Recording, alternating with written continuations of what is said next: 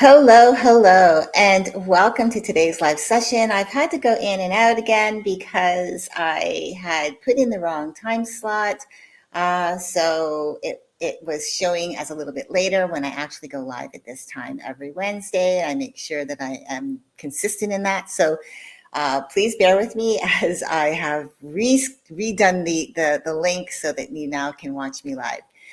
Today, we're diving into a topic that I've actually spoken on many times over the past year, including doing a year-long study on myself around my habits, my sleep habits, and how important paying attention to your sleep patterns will impact your energy levels, your quality of time management, and the boundaries that you set around your time. Today, my hope is to help you understand why intentionally making sleep a priority is key for maintaining optimal energy levels, which supports our time management skills, and how it can enhance your productivity and your well being overall. So, quality of sleep isn't really just about feeling rested. I think a lot of people think, oh, just going to bed for like 7, 8 hours, 9 hours of sleep, 10 hours of sleep really isn't all just about feeling rested, because you can go to sleep and sleep longer than is necessary and wake up feeling sluggish, right? It's about getting that using your sleep time optimally, setting yourself up for that sleep time so that you get that optimal sleep. It's about ensuring that you have the energy also when you get that quality of sleep, because it does impact your energy to be productive and present in all areas of your life. I know that we all lead very busy lives. This is just the nature of life. We know that we often juggle numerous responsibilities. Maybe you're a mom, a dad, maybe you're a caregiver to other people that need part of your time. Maybe you are an entrepreneur starting out a new business, or you've been in the thick of business for a while. You're a business owner, you've got team members. Whatever that looks like for you, without proper sleep, it's really easy to feel drained and overwhelmed. And that's why today my focus is going to be on the importance of sleep and to provide you with practical tips to help you improve your sleep habits and, as a result, enhance your overall well being. So, who am I? I'm Leslie Gadat. I'm a self care strategist for female entrepreneurs. I specialize in creating systems that transform daily stress and constant overwhelm into clarity and calm. So, ensuring that you are present for life's important moments, both in your business and beyond. As I earlier mentioned, I did a year-long study on my sleep patterns, including how sleep positions really impact the quality of our sleep. And if you're interested to check out the video, let me know, and I'll DM you the replay. I did it right here in LinkedIn. I went live back in January. So you can either look for it yourself, but for ease of getting it quickly, send me a message and I can send you the link directly to it. And I can give you an update, because I really found that as I looked at my sleep patterns over a year-long study, not only of some of the things I'm going to be talking about today to set myself up for that quality sleep, but also my positioning and how that really made a difference and impact on the quality of sleep that I was getting. So I have discovered that understanding how my sleep affects my energy, and that by setting boundaries around my time is really key to maintaining a high quality of life. I believe when you prioritize sleep and you learn to and understand its impact on your energy and your productivity, and on top of that, you set boundaries to protect your time, you can prevent burnout and ensure that you're living a fulfilling and vibrant lifestyle. So today we're going to explore three key areas. The importance of, number one, the importance of sleep and why paying attention is so critical. Number two, the impact of sleep on energy and productivity, especially when it affects your decision-making skills. And the third one, how setting boundaries around your time supports your sleep. And then, of course, I'll provide tips for practical sleep management. So let's talk about the first key, number one, which is understanding the importance of sleep. First of all, it's essential for your physical, emotional, mental health.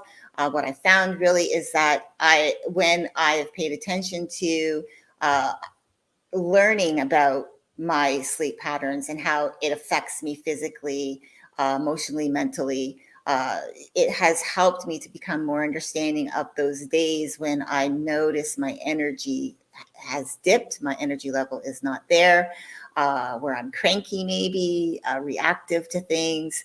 And so that's really important to understand that, because when you pay attention to your own sleep patterns, the way that you are, say, the next day after, for example, a really good night's sleep, how you are, or as opposed to you wake up the next day and you're just feeling completely sluggish and you can't do anything. You feel like low energy, low motivation. Maybe you're upset. Maybe you feel you start getting into your head with that self-talk, believing that there's something wrong with you when really it just comes down to energy, and your sleep probably affected your energy. During your sleep, your body repairs its tissues, it consolidates your memory, it releases hormones that are important. It's important to actually look at the way that sleep benefits us, because, and what it does when we are sleeping, how our body reacts, how our brain reacts. It also, when we get a good night's rest, it's going to strengthen our immune system, because we're allowing our body to repair itself, to repair the cells, to repair the tissues, to allow ourselves to get that proper rest that our body needs, our brain needs, to be able to operate at our optimum. Adequate sleep also improves our emotional regulation and our mental health. Again, if you've ever woken up not feeling like you're quite like yourself, you feel like you're very emotional, you're reactive to things, it really could just come down to not everything that's going on around you, but just sleep in general. But those things that are going on around you could also be affecting you getting adequate sleep, and that's how you're like setting yourself up. The tools, the self-care tools that you have in place, having a really strong, solid foundation of self-care, really, to support yourself, is really important. And then also, consistent sleep contributes to a longer, healthier life. So some benefits are around getting a good night's sleep is improves your mood, because it helps to reduce that irritability. It increases your emotional stability. You're not like reactive. You find yourself being more proactive in your responses, because you're in that higher energy level. And so you're not like in that reactive state of mind. You're not in that place where it's like everything sets you off.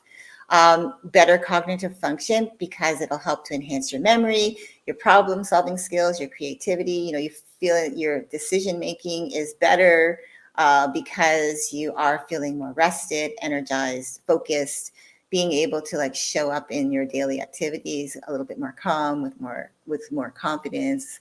But when you're, again, the flip side to that, when you're not, again, that can affect your problem solving skills. You might even feel like you're second guessing yourself and questioning decisions that you're making, not trusting yourself, because again, you're in that non-rested state of being.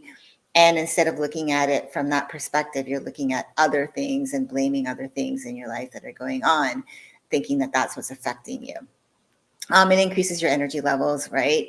Getting that sleep, it makes you feel vibrant, you're more alert, because you are waking up rested, you're like ready to go, because you've taken care of yourself. And then your physical health, it helps to reduce risks of chronic illnesses like heart disease, diabetes and obesity. Now, I'm not a doctor. I can't go further into this and give you like actual data driven information around how it reduces chronic illnesses like heart disease, diabetes, and obesity without doing a little bit more research around it. That would make for a much longer live video. But when you do look for this information, you will find that they talk a lot about how our sleep actually affects our bodies, because we're not getting the optimum rest. We're not allowing our body to rest, to heal, to regenerate. And that causes us to have like some of these symptoms, these physical symptoms that are, can become more compounded, again, like the heart disease, diabetes, and obesity. Now, that could also be generational, not generational, but hereditary. But it's also just like knowing yourself, learning about like, how is my sleep affecting me physically? It's really going down that road and finding out, like, do you have body aches? Do you have, shoulder problems? Do you have back problems? Do you find that you can't sit for long periods of time? It really does affect us physically. And this is what I found for myself personally. So I'm coming to you from my own perspective of what I have found for me and what has happened to me physically when I haven't really fully taken time to understand why sleep is important, And that's why I did the year-long study. And then, of course, it helps manage stress, reduces anxiety, depression risk, because you are not getting into that emotional depletion. I did, as you've known, over the past quite a few weeks now, I did a 4-week series on emotional burnout and how I was putting so much energy into the people around me that I wasn't really taking care of me the best that I could. My sleep patterns were most of the time okay, but when I was allowing myself to really go down that rabbit hole of putting all of my emotional energy into serving other people that were and I'm talking about personally in my personal life, that it was really taking a toll on me emotionally, mentally, and then physically, because I started finding that my sleep was getting affected, and that was then affecting my energy the next day, which was affecting how I felt about myself and getting into my head and saying, those things, you get your negative self-talk. So what I have found is what is really just like thinking about how many hours of sleep should you get each night? Well, for me, I feel that it really comes down to like that trial and error and figuring it out, like figuring out your lifestyle. What works for you? Do you find that you have that solid 6 hour sleep? My husband, as an example, is a 6 hour sleeper. He sleeps solid for 6 hours and then he's up and he's refreshed and ready to go. For me, I find that I need maybe a little bit more, maybe 7, 8 hours. It really just depends. So I don't think that there's really a set number. I know people say to aim for between 7 and 9 hours of sleep a night. I really feel like it does come down to individually what you find about yourself. And I think it also comes down to your age, how old you are. Maybe you do need more rest because of where you find yourself in your journey of life. But it's really taking that time to reflect on figuring out what works best for you. Another question you might ask yourself are, what are the signs that I'm not getting enough sleep? Well, it could be that you are waking up with that mental fatigue. You might be waking up with aches and pains because you are exhausted. Maybe you're waking up exhausted. And then you might feel mentally drained, like you're not feeling, or emotionally drained, not feeling like you feel disconnected, you feel discouraged, perhaps. You might even feel that you are not showing up as the best version of yourself, typically how you normally do. And so maybe you find yourself in that place of second guessing your decisions, and you're all over the map. You don't feel like doing things, so you procrastinate because you look for feel good in the moment, instant gratification things to do, than tackling some of the things that you have set for your day, and you maybe just don't feel like it. And a lot of that is just paying attention to your energy. Also, extend yourself grace. I think right now, when we get into that place of that negative self-talk, we forget to extend ourselves grace. If someone we know comes to us and says these things about themselves, that they're not good enough, they're not worthy, they're stupid, they're making a lot of mistakes, how could they be doing this? And you have that conversation with them, usually you're not going to say, oh, well, I agree with you. You're usually going to say, don't say that about yourself. That's not true. Maybe you should extend yourself some grace, allow yourself, like, this is what you're going through, and give yourself a little bit of grace to allow yourself to go through this and get back at it the next day. We tend to be kinder to other people than we do to ourselves. So it's really important to recognize that. Then the next question would be, can naps help you if you don't get enough sleep at night? Now, I know for myself, I don't feel like napping during the day. I've tried. Maybe a 30-minute cat nap might work. I can close my eyes and maybe not fall into a deep sleep and just wake at the end of it, open my eyes and feel like, oh, that feels really good, just to close my eyes for a little bit. But I'm not a napper. My husband is. He can sleep for 2 hours, an hour, 2 hours napping, and then still go to bed at night and get a 6 hour solid sleep in. I'm not a napper, but it's just getting to know like what works for you. Again, self-care has to fit your lifestyle. And I think a lot of people think, oh, there's like a set formula. It's really about finding those different modalities that work for you and incorporating them and trying them, and then making sure that you keep at it to make sure it becomes a habit. If it's something that you like, that you enjoy, that really benefits you, because if you don't do that, it won't become a habit. Again, habits take time to form. And then, of course, the last question around that would be around understanding, the importance of sleep is like, what are the long-term effects of chronic sleep deprivation? So think about it as, maybe you are finding that you can't sleep at night. You're tossing and turning a lot. And then you're waking up exhausted the next day. And then you go to bed the next night and it's the same thing. And you're repeating this pattern over and over. Like that, the long-term effects could really be that you are at that point where you're at your last nerve, you know what I mean, where just everything sets you off, you're reactive. And so really being consciously aware, if you can, about how important sleep can be for you so that you can avoid having symptoms of, sleep deprivation or, being emotionally, mentally drained, physically drained because you're not getting that rest. So let's talk about key number 2, the impact of sleep on your energy and your productivity. What I found is it helps you stay focused throughout your day. That's what I found when I really have really good night's rest. I'm more alert. I have more focus, more intention. I feel good about my day. I'm ready to step into my day, and it's with more ease and more flow. So it really does make a difference.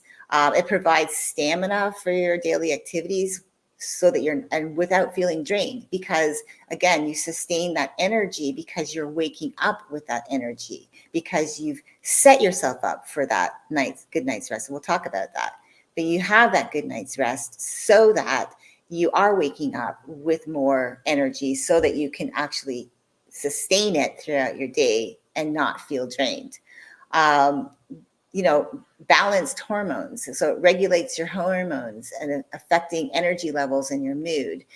It's important for regulating melatonin, which controls our sleep patterns and which tells the body when to go to sleep, and our growth hormone, which is important for our cell growth and repair. So, there are benefits to us emotionally and physically from sleep. And it's important that we pay attention to our sleep patterns, allowing us to get that optimal rest so we can show up daily to the things that we do.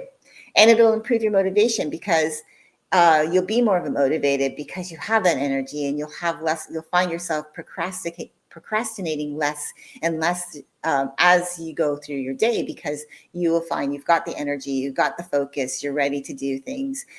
You find you're looking for those solutions instead of focusing on the problems. You're more proactive rather than reactive, and you're not procrastinating on the things that are important because you are ready. You've taken care to look after yourself. So for time management of your sleep, I think is important to think about it, because I really feel like time management impacts our energy and our productivity. Our energy and our productivity also influences our time management. So you want to have more energy, what are you going to do? You're going to use your time more efficiently, or at least you're going to look for ways to use your time more efficiently so you are productive in those things that you do. But it's important that you learn to do this. So what I found is it comes down to efficiently managing our tasks. So prioritizing and completing our tasks more effectively comes from knowing what's on our calendar. I always talk about our calendar. I think our calendar can be used in such a powerful way. It's our friend. And when you look at your calendar as that way of, oh, this is what I can do to optimize my time better, because I have a weekly goal. I know what that goal is. I know what each day I need to do in order to meet that goal. I'm managing it. I am prioritizing it. It allows me to complete my tasks more effectively. That helps you, do this repeatedly throughout your lifetime. You're going to have those goals. You're going to be able to set them more effectively. You're going to use your time more efficiently, and you're going to have the energy to do it. And it really does come back to resting. It comes back to that proper sleep. Again, it helps you to have better decision making, having quicker, more accurate decisions, trusting your decisions. I know a lot of the time we don't trust ourselves when we're in that low energy frame of mind. So it's really important to think about that. Also, it supports our sustained concentration, reducing our time spent on the things that we're working on because we have that enhanced focus, because we have the energy to focus more, being more focused, being able to work on the things more efficiently. Again, it comes back to rest. And it also minimizes our mistakes. We save time on having to go back and correct things because we have the energy, we have the focus. We feel that we're energized, we're more focused, we're not procrastinating. We are more easily able to decide on things like yes and no, or not right now. We're able to say, okay, this is what's working, this is not this is what's not working. Being able to strategize for ourselves more efficiently, and helps us to make less mistakes. I really feel this is important to also note. I don't know, a lot of people think that multitasking is about badge of honor. I think it really just depends on what you're multitasking. If you're multitasking a bunch of important tasks that you're working on for your business or for work or whatever that looks like, I don't think multitasking works because I feel like it dilutes the quality of what we're doing. If you're multitasking, washing the dishes and listening to a podcast, and then you're cooking dinner, that's a different thing because you're not really doing things that you're doing things that matter, but they're not the things that are mattering, especially if you're an entrepreneur, a business owner, you're leading a team. Those types of things you want to do well. You want to obviously wash your dishes well. You want to cook a good meal. You want to be able to listen and hear what it is that you're learning. But those things take less energy. And I think that's where it comes down to. And also, it helps you to plan and organize your day more effectively when you are better rested, because, again, you are not second guessing yourself. You are deciding, more decisive, easier able to make those decisions. You trust yourself. So what I found is my sleep, how it affects my productivity is that if I'm not getting the proper rest, then I am definitely not going to be putting in the 100% that I would hope to be doing every day. And I find that it really does affect, how much it takes me maybe a little bit longer to do something, or some of the things that I've found that if I don't tackle right away, when I do have a little bit of energy, is that those things get pushed to the next day because I just feel like, oh, I can't do it. And also, lack of sleep impacts my decision-making abilities because I start to second guess myself. I don't trust what I'm thinking because I'm thinking, is this the right move? Because of course, my self-talk gets involved and starts second guessing and questioning my decisions. And then again, it influences my ability to manage my time effectively because I find that I'm all over the map. And then I also understand that when I have poor sleep, and I have those specific times of the day, knowing when my energy usually is high and low, medium, whatever that is, that even those high energy moments in my day, I can't really focus on them as efficiently as I'd like to because I'm not getting that rest. So it's really important to think about that. Now, the third key is setting boundaries around your time for better sleep. Really important. I think boundaries around your time is probably one of the biggest things that I hear people saying, not being able to say no because they're afraid to make people think that they're not agreeable, they're not a go-to person, they're not, they're someone that can't be counted on. And so I feel like when you put those boundaries around your time, you're protecting your sleep time, you're prioritizing sleep as a non-negotiable part of your routine, which will help you maintain a healthy balance between your professional and your personal relaxation. Making sure that you take those breaks, obviously, during the day, which I talk about in other videos. I think is really important to still remind you of that. But balancing your work time and your personal time by making sure that you have those self-care things in place to support you, as well as at the end of your day, making sure that your personal time is also honored. I think a lot of the time we look at, let's just keep working 5 more minutes, and all of a sudden you find 2 more hours has gone by and you don't have that personal time to relax and you fall into bed exhausted. So it's really important to pay attention to that. Plus, it reduces stress and burnout by preventing you from overcommitting to things. When you learn, especially to say no or not right now, allowing yourself to say yes because this fits in and it's in alignment with what I'm working on right now, where I'm in my journey. Not allowing yourself to get too caught up in the bigger picture goal, but actually looking at like this little part is what I need to focus on right now will help you prevent you from overcommitting to things. And it'll improve your interaction with other people by ensuring you get enough when you ensure you get enough rest, because you're not cranky, you're not reactive when you're with other people. So I found like setting boundaries around your time, it helps to ensure you get that necessary rest for the optimal functioning for the next day.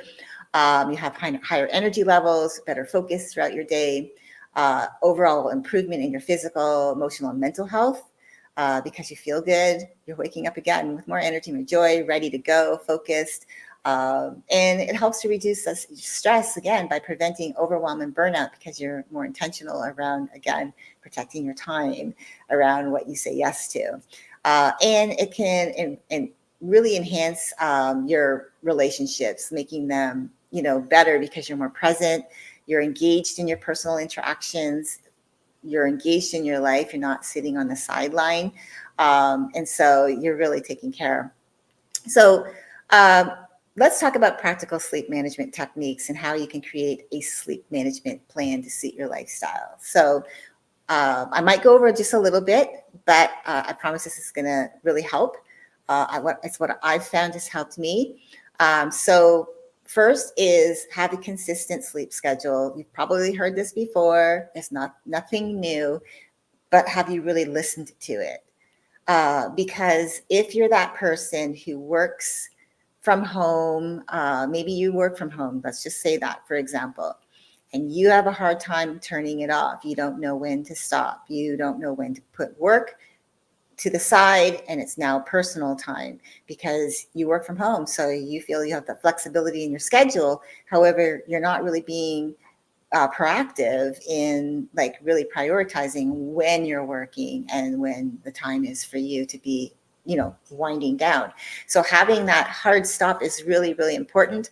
I think a lot of people don't recognize how important a hard stop to your day can really benefit you, because when you do that, it really helps you to like put everything else to the side and focus on you. You're making yourself a priority. You're making your loved ones, if you have a family that you live with people, you're making them a priority. It also helps you to unwind. And then having that schedule, that consistent schedule, you going to bed at the same time, waking up at the same time every day, is teaching your body that pattern, and you're going to have that habit. But again, you still have to set yourself up for that.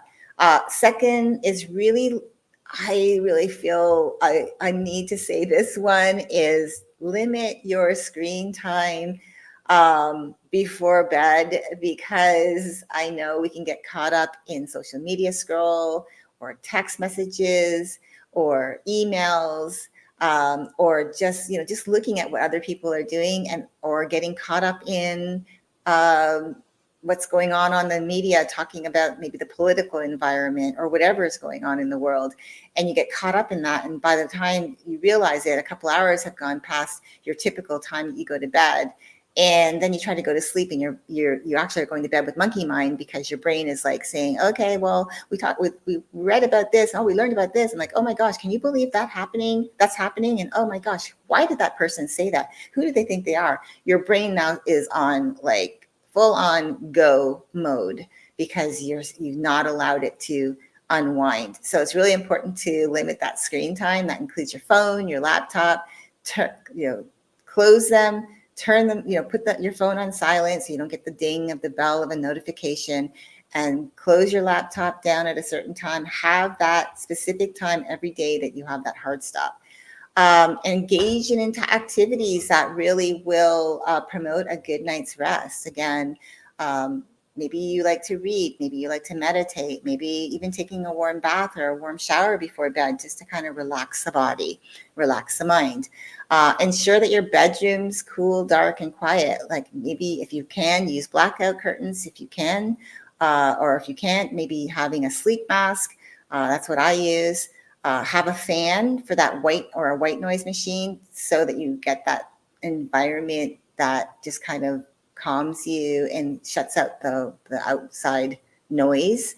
And then limit stimulants like caffeine and heavy meals close to bedtime, because then you're like telling your body like, okay, I want to be alert, or it's time to like digest what I've eaten, and you're trying to go to bed. So I've really found that when I start doing that, that it really it's made a difference in having that hard stop, setting myself up for a good night's rest. Even setting up my room to be quiet, to be dark, to be cool, to have a white.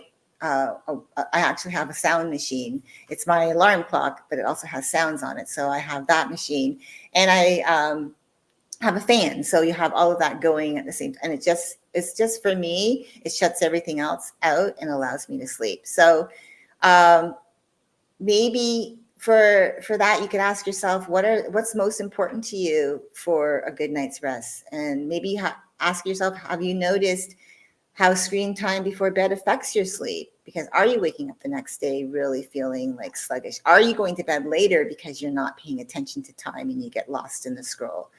What's something that you can do that can support your quality of sleep? Like maybe you take that relaxing shower, warm shower. What steps have you made to make your bedroom more conducive to sleep? Do you have a sound machine? Do you use a sleep mask? Do you have your room cool so that it helps your body to relax? Do you drink or eat before bed? And how has this impacted your sleep quality? These are all things that you can be thinking about.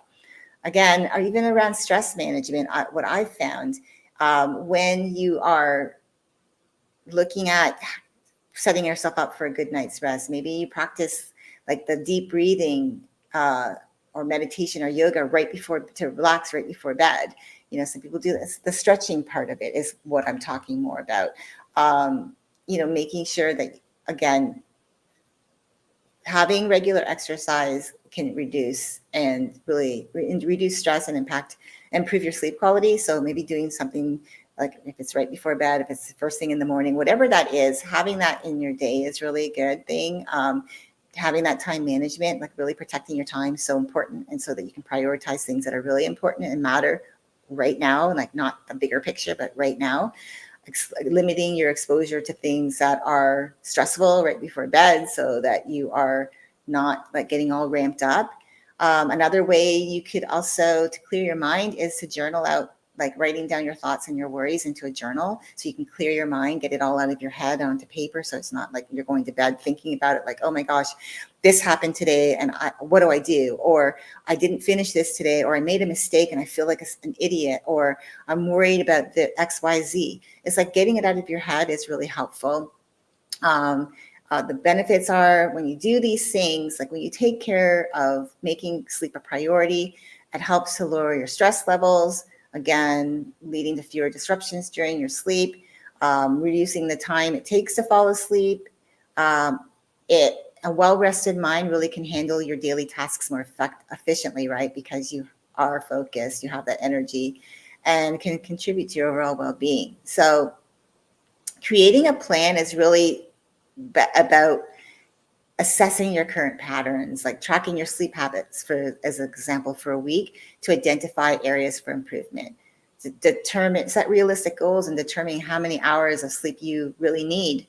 Like starting to become more aware of, like, when you go to bed, when you get up, are you sleeping longer than you really need? Are you hitting the snooze button and you're not really getting the rest, but it's just kind of wasting time? Set that consistent bedtime and wake up time. Create a sleep-friendly environment, again, making necessary changes to your room to enhance your sleep quality. Maybe integrating relaxation techniques into your routine, again, journaling, again, to get the thoughts out, to clear your mind, taking a relaxing shower, just finding ways to to totally unwind before bed. And then monitor it and adjust accordingly, like regularly review your sleep plan, make adjustments when you need to. And that when you do this, a tailored plan will meet your specific sleep needs and your preferences easier because you're paying attention to, you're prioritizing. When you have consistent and targeted efforts to improve your sleep quality, it will lead to better sleep. You'll have greater control because you will have that structured approach to improving your sleep. It will support your overall health and wellness. And when you are regularly monitoring and adjusting, you're ensuring continued progress and better sleep habits. So I know that this was a lot today, and yes, I went over, but I think it's so important because it goes hand in hand with, I talked about emotional burnout, what I went through, and then the last couple of weeks I've been talking about time management, energy management. I think those are crucial for us to have that quality of life. So I want to leave you with some reflective questions, which I will make sure to put in below the video after I finish, but I will put them there for you to start thinking about, so you can actually start reflecting on, how do I create a plan for myself that works, that I can actually support myself, my sleep better, my energy better, using my time more efficiently, having that quality of life. So the first question is, how do I start creating a personalized sleep management plan? Number two, what are the key components of an effective sleep plan for myself? Because again, it's individual, it's not tailored to everybody, it's what's tailored for you. Number three, how do I know if my sleep environment needs improvement? Well, that's a good question, because honestly, if you're not sleeping well, if you're finding that you're waking up during the night because your phone is dinging because there's a notification, that could be an indication that that's something that you might need to silence your phone when you go to bed, as an example. Number four, what are some examples of realistic sleep goals that you could think of for you? Again, this has to be for you. Number five, how often should I review and adjust my sleep plan? I feel like for me, looking at it every, like, just seeing how at the end of my week, how I felt, like, did I reach my goals? It's like looking at how you structured your week. How did I meet my goals effectively? My goal at the end of the week effectively? How did I do during each day this week? That's a good way of, like, getting that scale from 1 to 10, like how well I managed my sleep patterns, to help you to, like, looking at it. I think weekly is not a bad thing to do, because it will help you to become better at sleep management. And then over time, maybe just every quarter, to see how you're doing. So that was question number 5. Number 6 is, how many hours of sleep do you get on average per night? Again, that comes down to individually. What is it that you need? How many hours of sleep? It's all individual. I feel like there's no set hours for everyone. I think everyone's wired differently. And also, how old are you? Correct. You have to think about that as well. Like, where are you at in your life journey? Question 7, what activities or habits disrupt your sleep the most? Is it your phone? Is it your scroll on social media before you go to bed? And then you go to bed late. So it's really something to think about. And then the last question, what steps can you take to improve your sleep quality starting tonight? Quality sleep is crucial because it impacts your energy, it impacts your mood, it impacts your productivity and your relationships with other people, the people in your life, especially those closest to you. It affects everything. And again, my big why for doing this video today, because I know how it can affect, those people closest to you, because of how you're showing up in those relationships. So if what you've learned today really resonates with you, reach out. I know that I can help you. If you want to talk about your sleep patterns, if you want to talk about your energy and time management, we can hop on our call. I'll share a couple of immediate strategies that you can implement right away. And if you find them helpful, we can discuss how I can support you further by working together. Remember, optimizing your sleep isn't just about rest. It's about recharging your energy to live life to the fullest and be your best self every day. Thanks for joining me today. I'm really appreciative of you holding space for me. I hope that you take care of you, take care of your sleep, and let it fuel you to living that vibrant and fulfilling lifestyle. I'll see you next time.